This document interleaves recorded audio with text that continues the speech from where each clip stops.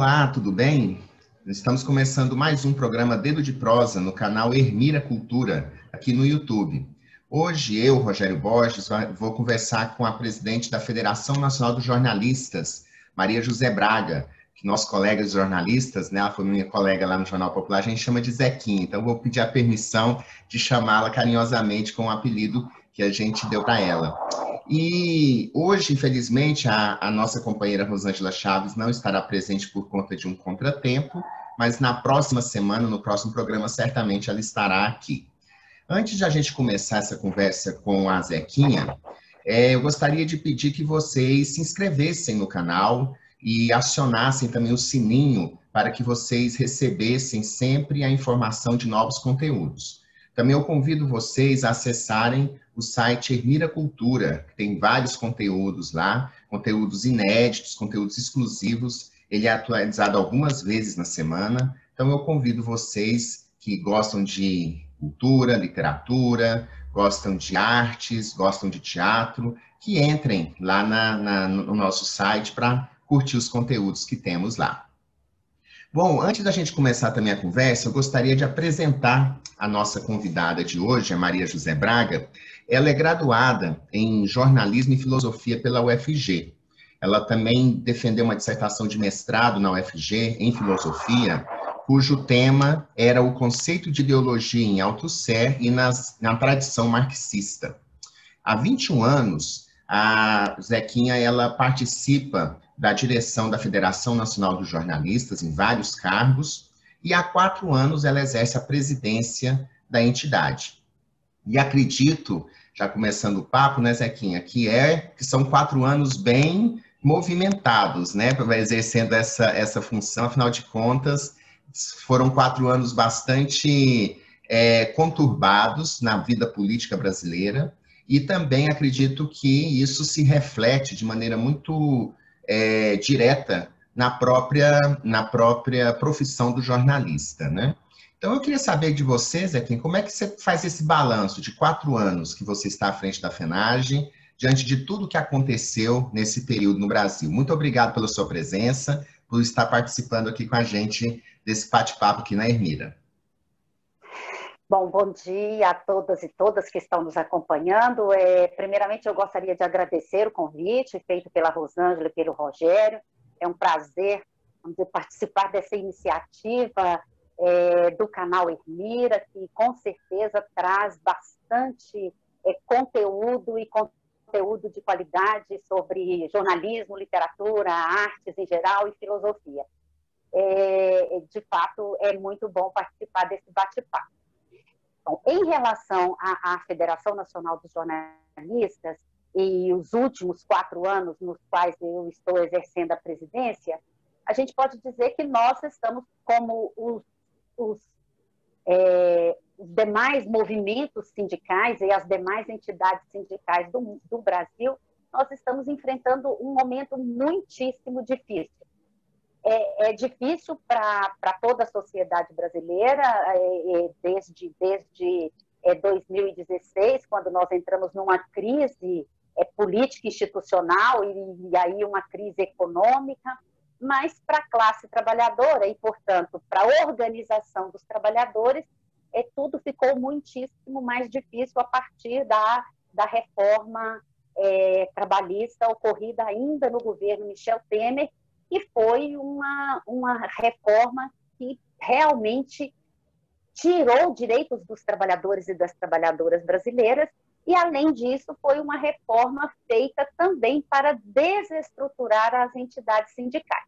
Então, as coisas estão muito difíceis, as demandas são muito grandes, e, para completar o quadro, a gente teve um golpe que retirou a presidenta Dilma da presidência da República, seguida da eleição do atual presidente, o senhor Jair Bolsonaro, que notadamente é um presidente de ultradireita e que o seu governo tem aí mantido diversas ações que nós entendemos que são contrárias à classe trabalhadora brasileira. Além de tudo isso, esse ano a gente ainda enfrenta uma pandemia, né, com graves consequências sanitárias e, portanto, também sociais, mas também com consequências econômicas muito graves.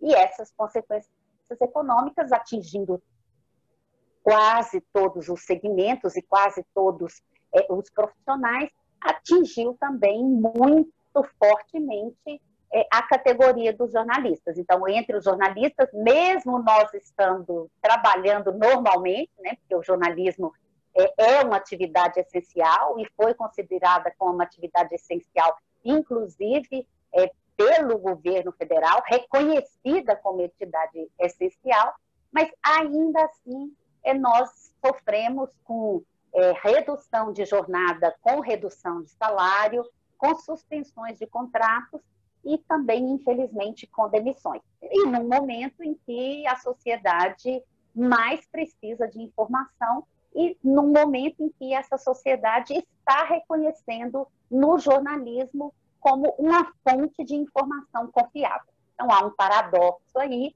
mas os problemas são muitos e a gente tem que cuidar deles todos os dias, absolutamente todos os dias.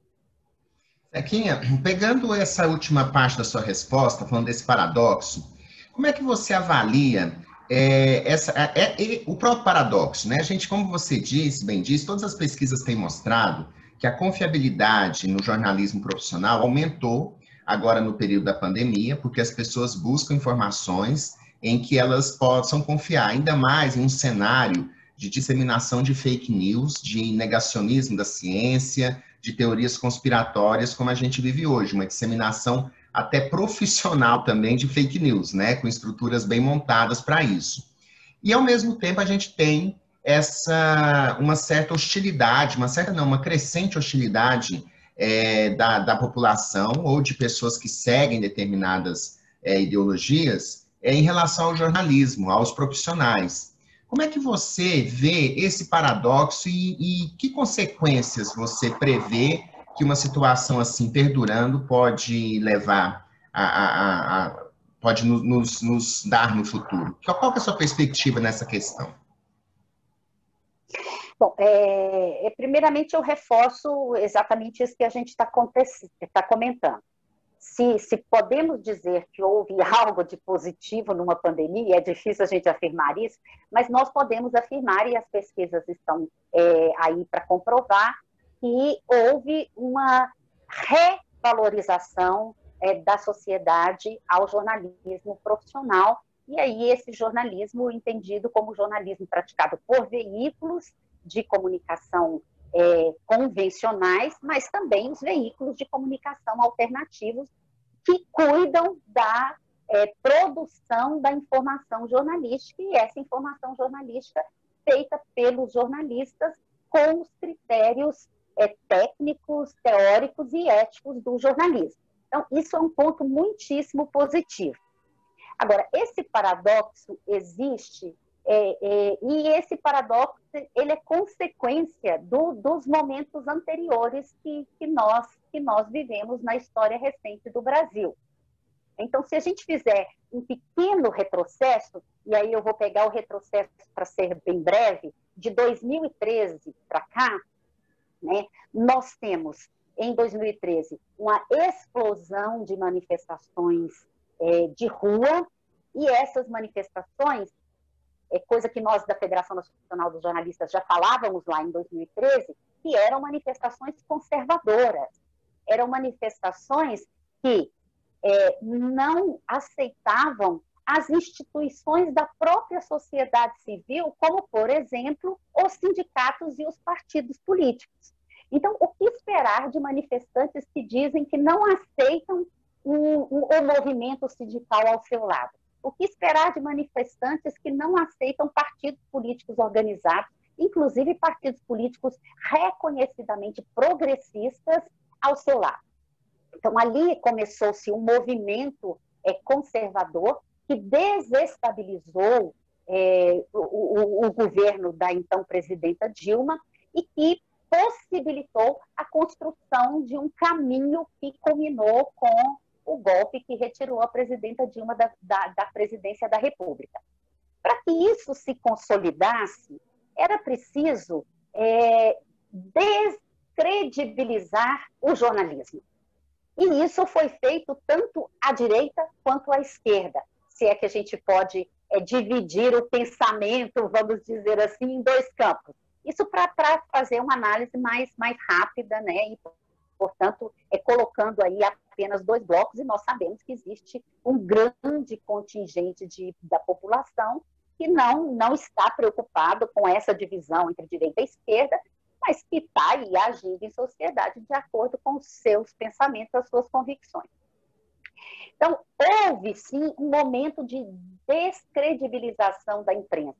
E esse momento se torna ainda mais forte, né, a partir da campanha eleitoral de 2018, com os grupos que eu já disse de ultradireita e que precisam da descredibilização do jornalismo, que precisam da descredibilização da própria ciência, do conhecimento humano acumulado e sistematizado, para que suas informações normalmente não verdadeiras, para que suas teorias não verdadeiras sejam aceitas pela sociedade. Então, essa crise de conteúdo do jornalismo, ela foi mais ou menos fabricada, mas tem também o aspecto da crise econômica, que é real, né, que desde o início da década de 2010 houve uma grande migração da publicidade para as plataformas digitais, e o jornalismo convencional, feito pelas empresas de rádio, televisão, jornal, revista, portais, etc., perdeu muita receita. A perder receita, o que aconteceu? Em vez de fazer o sacrifício, fazer o movimento de qualificar o jornalismo para mantê-lo necessário para que a população sentisse sua falta e estivesse disposta, inclusive, a pagar por ele, né, pelos conteúdos produzidos, houve um movimento inverso, com uma perda de qualidade, sim, da informação jornalística que chega para a sociedade.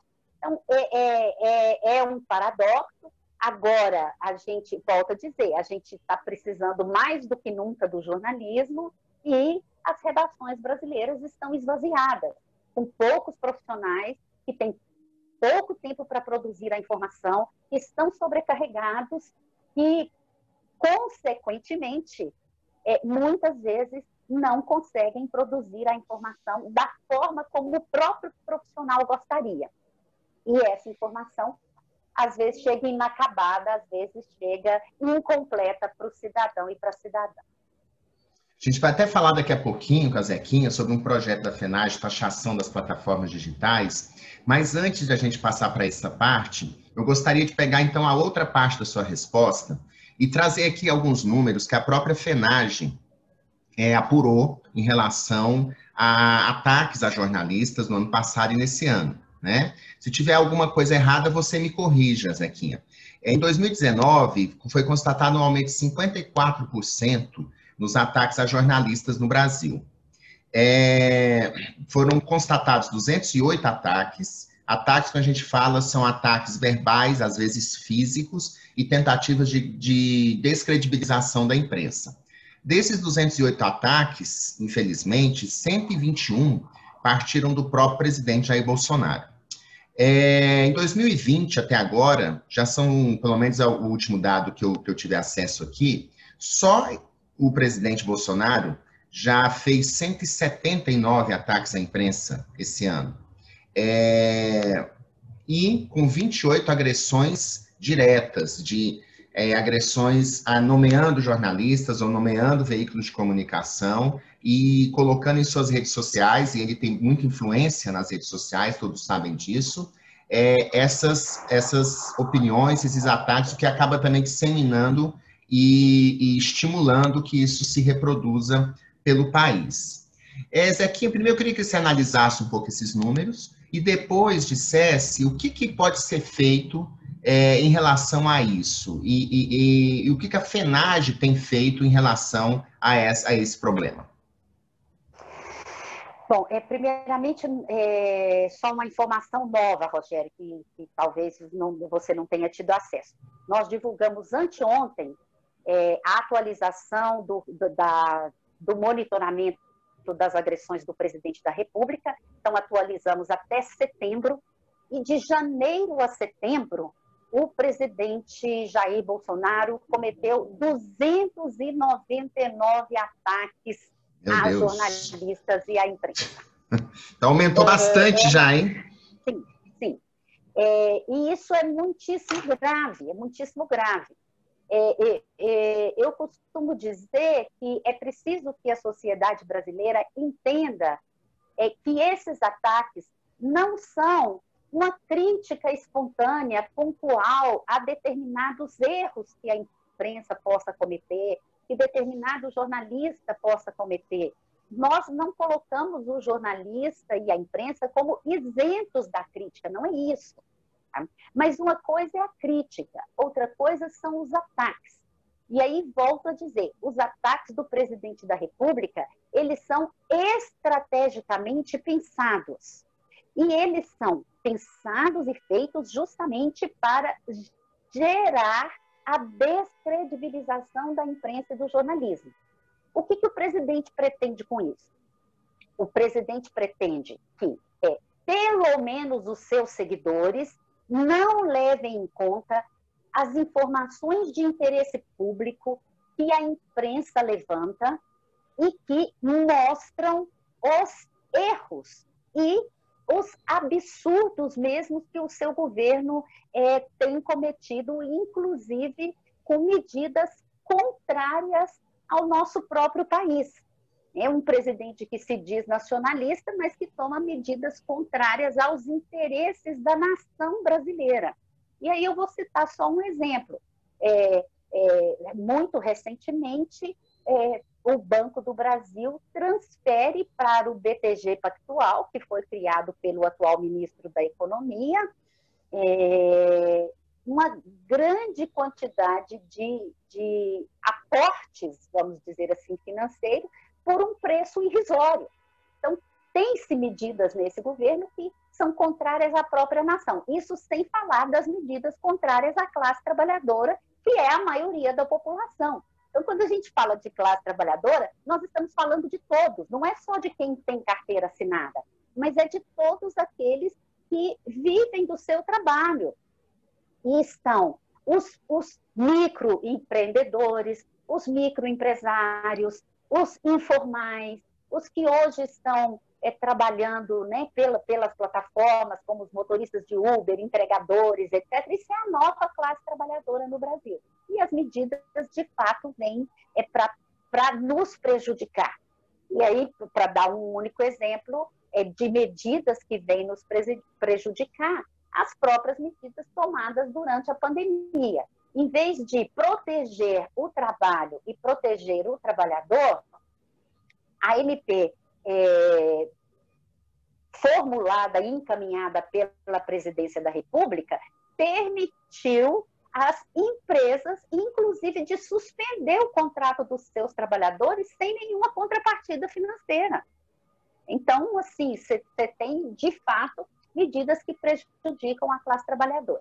E é esse o objetivo do presidente, fazer com que, pelo menos, seus seguidores não acessem informações verdadeiras, informações de interesse público e, portanto, se mantenham na bolha bolsonarista. E aí, um parênteses, você disse que o presidente tem muita influência nas redes sociais, mas essa influência também não é espontânea. Nós sabemos que essa influência é impulsionada, ou seja, se não tivesse milhões de reais sendo aplicados em empresas de impulsionamento, essa influência não teria essa capilaridade que aparece nos números, né? Porque nós sabemos que há aí a chamada indústria da fake news, que age mediante planejamento e mediante financiamento, ou seja, tem alguém pagando por isso.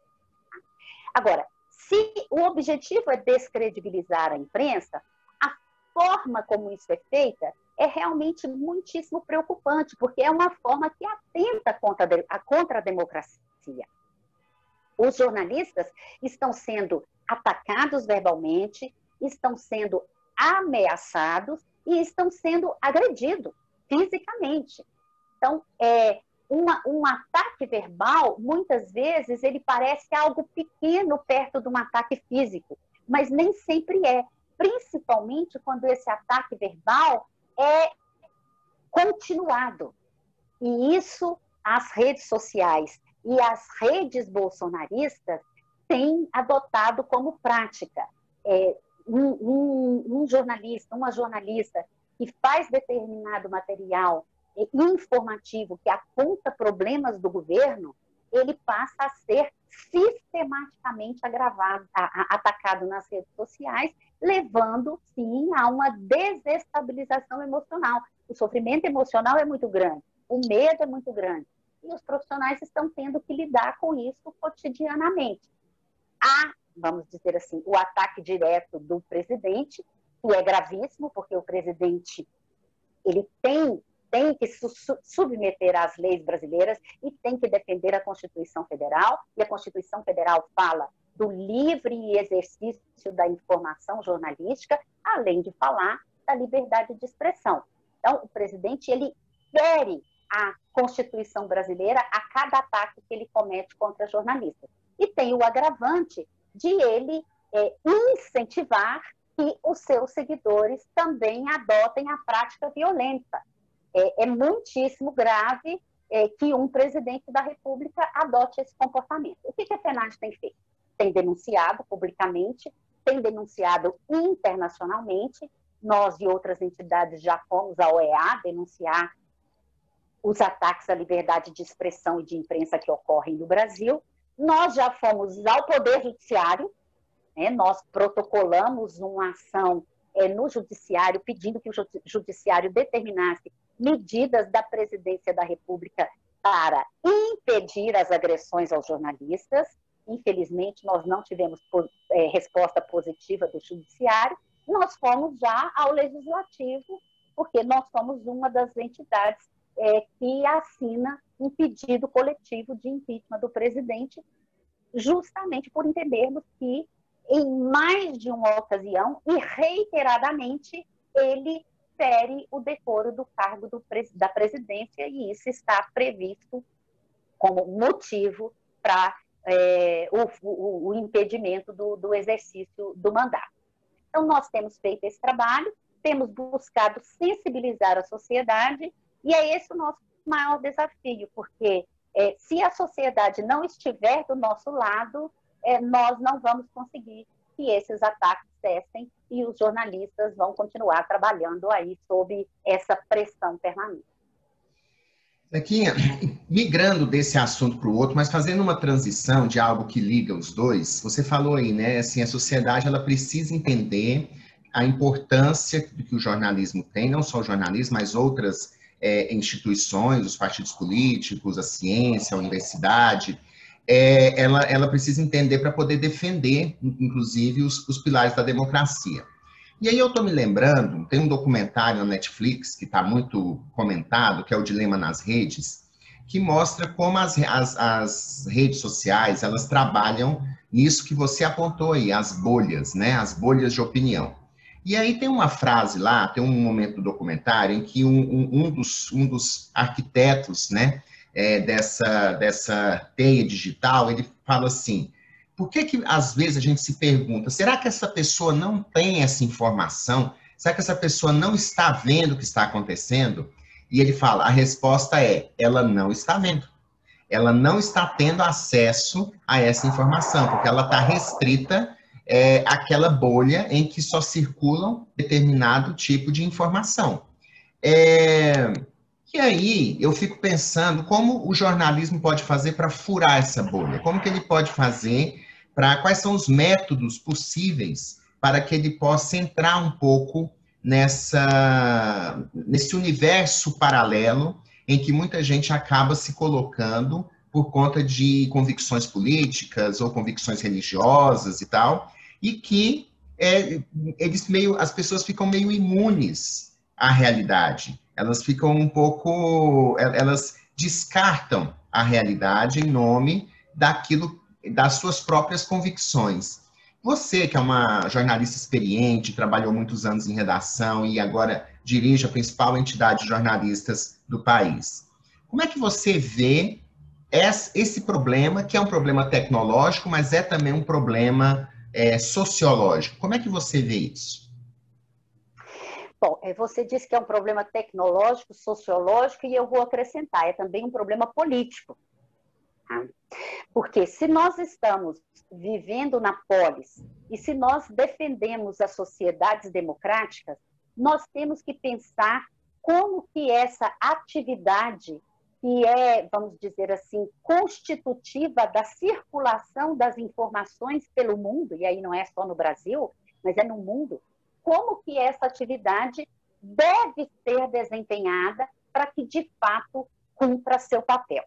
Então, não dá para a gente falar apenas na responsabilidade do jornalista e do jornalista.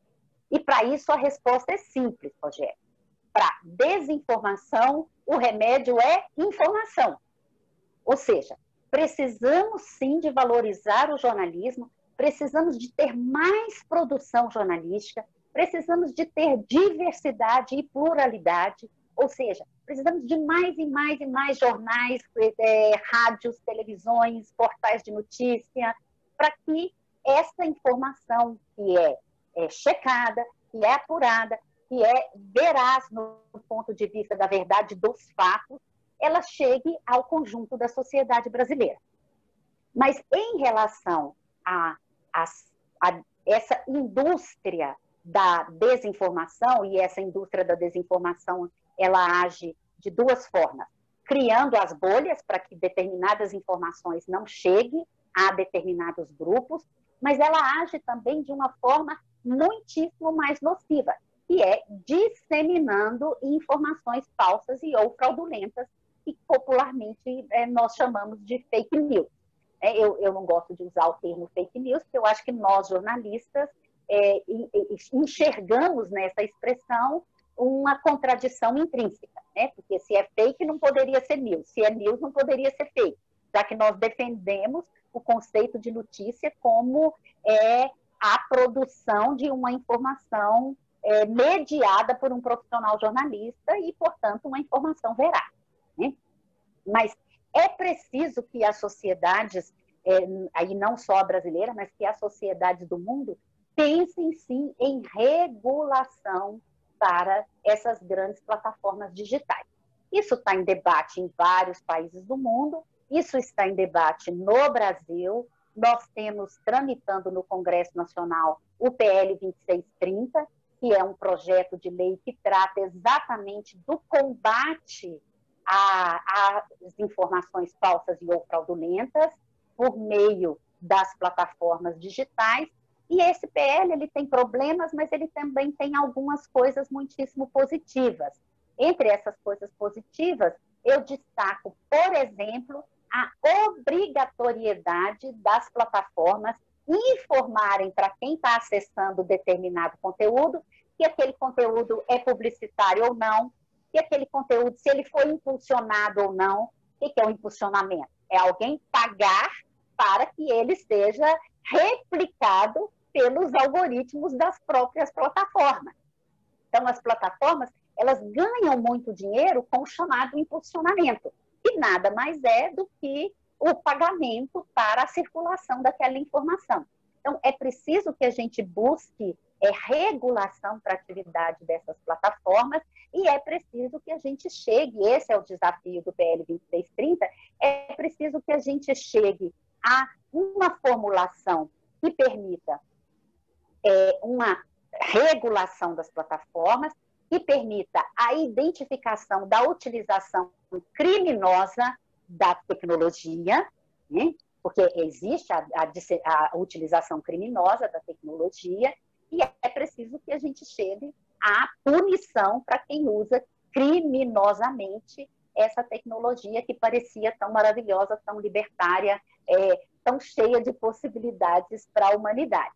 Então, são coisas muitíssimo complexas e que se complementam. Uma medida tem que levar a outra, tem que levar a outra, etc., etc., para a gente poder, de fato, ter informação de qualidade circulando. E, ao mesmo tempo, manter o direito da liberdade de expressão, né, Zequinha? Porque uma das Exatamente. críticas no SPL é que teria ali algumas ferramentas um tanto anacrônicas que acabariam, de alguma maneira, afetando essa liberdade de expressão. Então, tem que encontrar esse equilíbrio, né, entre a regulação e a liberdade de expressão, né? Esse é o equilíbrio que a gente sempre discutiu para a radiodifusão tradicional, para o rádio e para a televisão, né? Agora ele só ganha uma dimensão, vamos dizer assim, planetária, porque as redes sociais não têm fronteiras, né? Os meios de comunicação convencionais têm fronteiras. As redes sociais não têm fronteiras. Então, eu posso identificar um site criminoso no Brasil, mas esse site criminoso pode ser hospedado nos Estados Unidos, e aí a legislação brasileira não vai alcançar esse site lá nos Estados Unidos. Então, é preciso que haja um esforço comum das nações para que determinadas questões sejam tratadas de maneira, pelo menos, equânime para todas as nações e que estão aí enfrentando o mesmo problema. O desafio é grande, mas é possível, porque a gente tem que lembrar que a liberdade de expressão ela não é irrestrita. Eu tenho direito à liberdade de expressão, você tem o direito à liberdade de expressão, mas nem por isso eu posso sair ofendendo as pessoas, nem por isso eu posso sair falando mentiras, principalmente quando essas mentiras afetam pessoas, grupos sociais, partidos políticos, empresas, instituições, etc, etc, etc. Então, essas ofensas estão todas enquadradas, no caso do Brasil, nos chamados crimes de opinião, que nós temos lá a injúria, a calúnia e a difamação. E aí a gente pode enquadrar essas ofensas numa dessas três categorias que estão tipificadas como crime no Brasil. Então, é preciso ter claro que defendemos a liberdade de expressão, mas a liberdade de expressão, assim como a liberdade de imprensa, ela não é restrita. Ela está submetida aos princípios, vamos dizer assim, do convívio social que cada sociedade estabelece, e normalmente essas sociedades estabelecem esses princípios do convívio social nas suas constituições. No caso brasileiro, a Constituição Federal, que foi promulgada em 88, ela é muitíssimo clara na defesa das liberdades, mas também muitíssimo clara na imposição da responsabilidade individual e social para o uso dessas liberdades. Então, de fato um desafio, mas é possível. E Zequinha, aí também passando o projeto, a FENAGE tem um projeto, uma proposta, né, na verdade, de fazer uma taxação, né, dessas plataformas digitais. Como é que ele funcionaria? Como é que essa taxação aconteceria? Bom, primeiramente, eu queria explicar rapidamente como é que surge essa ideia. Tá? A gente falou aqui da crise do jornalismo, né, que tem uma crise financeira e tem uma crise de credibilidade. A crise financeira, de alguma forma, ela agravou a crise de credibilidade em razão da diminuição dos conteúdos, em razão eu não diria, às vezes, da não qualidade dos conteúdos jornalísticos que chegam para a sociedade brasileira. Pensando nessas duas crises do jornalismo, a Federação Nacional dos Jornalistas, a FENAGE, e a Federação Internacional dos Jornalistas, a qual a FENAGE é filiada e da qual eu faço parte como membro do comitê executivo, nós entendemos que não podíamos mais ficar só no diagnóstico, e nós tínhamos que apresentar uma proposta concreta de valorização do jornalismo, de fomento à produção do jornalismo. E aí, o que nós pensamos? Para fomentar o jornalismo, não dá para a gente ficar brigando pelas migalhas da publicidade que hoje sobram das plataformas digitais. Então, até inspirado no que ocorre em outros países, nós pensamos, é preciso criar mecanismos de financiamento público do jornalismo. E o que é financiamento público? É o Estado financiando a produção jornalística, assim como o Estado financia diretamente a educação, a saúde, né, a garantia de determinados direitos essenciais para o cidadão, nós entendemos que o direito à informação também é essencial, então que nós deveríamos começar a tratar do financiamento público para a produção jornalística. E aí nós pensamos, bom, no caso do Brasil, os impostos arrecadados já não são suficientes para os investimentos necessários à saúde, à educação, segurança pública, mobilidade urbana, etc. Tantos problemas que nós enfrentamos. E a gente pensou, temos que procurar uma fonte nova de recursos.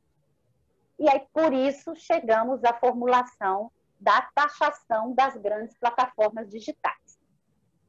Nós não estamos falando em criação de um imposto sobre essas plataformas, que pode ser feito. A nossa proposta não impede que o governo brasileiro, o parlamento, discuta a criação de um imposto sobre a atividade dessas empresas no Brasil. Nós estamos falando da criação de uma CID, Contribuição de Intervenção no Domínio Econômico.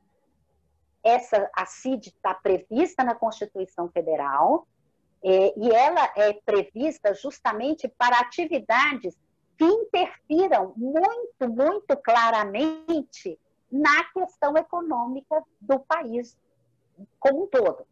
E nós entendemos que essas plataformas, as grandes plataformas que atuam no Brasil, elas têm interferido diretamente na economia do país. E não só na economia do jornalismo. Elas têm interferido diretamente no comércio, elas têm interferido diretamente na prestação de serviços, né? Com a plataformização da oferta de serviços, e isso é claro para todo mundo. Então, por isso nós estamos propondo a criação de uma CID. A CID também tem uma vantagem que ela permite a vinculação, coisa que o imposto não permite. O imposto todo ele vai para o caixa do governo e o governo vai fazer o seu orçamento e destinar ali para as áreas que considerar prioritárias. Claro que tem algumas áreas que têm percentual definido pela própria Constituição brasileira, é o caso da educação, né? Mas o imposto é o governo que destina. A CID, a gente pode criá-la e já direcioná-la. Então, é isso que a FENAGE está propondo. A taxação das grandes plataformas e por meio de uma CID e a destinação dos recursos arrecadados para a criação de um fundo de apoio e fomento ao jornalismo.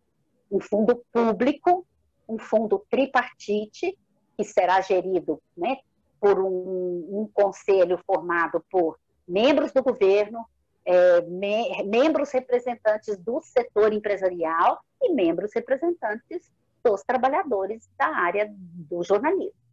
Então, nós queremos que esse fundo seja constituído a partir da contribuição e esse fundo passe, de fato, a fomentar o jornalismo no Brasil. E o que é fomentar? É, de fato, financiar, é transferir recursos, transferir dinheiro. Aí nós temos que discutir quais são os critérios para ter acesso aos recursos do fundo. E é esse o debate que nós estamos fazendo agora, antes de chegar a uma formulação final de um projeto de lei.